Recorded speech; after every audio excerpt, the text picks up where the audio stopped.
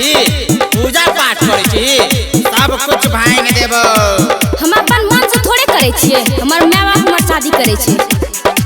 घूमे छियो लके हम बांस के भराठ गे, होई न देबो छोड़ी तोरा घरे पूजा पाठ गे।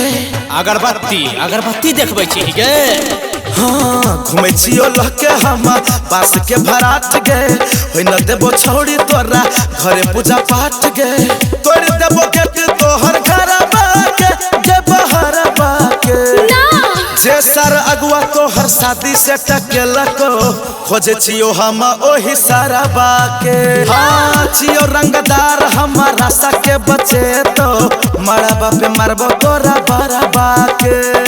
एना कुछ नहीं करी है। प्यार हमरा से आ शादी केकरो और से, ई हमरा साथे ना इंसाफी करे छी तू गे।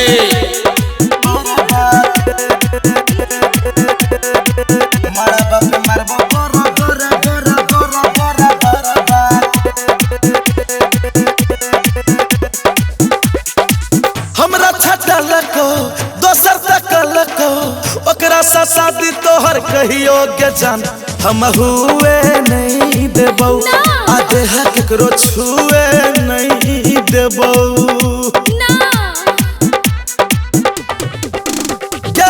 हमरा छटलको दोसर तकलको, ओकरा से शादी तोहर कहियो के जान हम हुए नहीं देबो।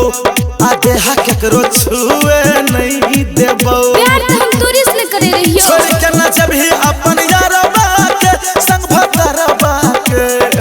जे सार अगुआ तोहर शादी से टकेलको, खोजे छियो हम वही सारा बाके। छिए रंगदार हमारा सके बचे तो मारा बापे मारबो तोरा बड़ा बाके। सेनुर भरे से पहले तोरा दुल्हा के तरे तरे गायब कर देबो। मारा बापे मारबो तोरा बड़ा बड़ा बड़ा बड़ा बड़ा बाके।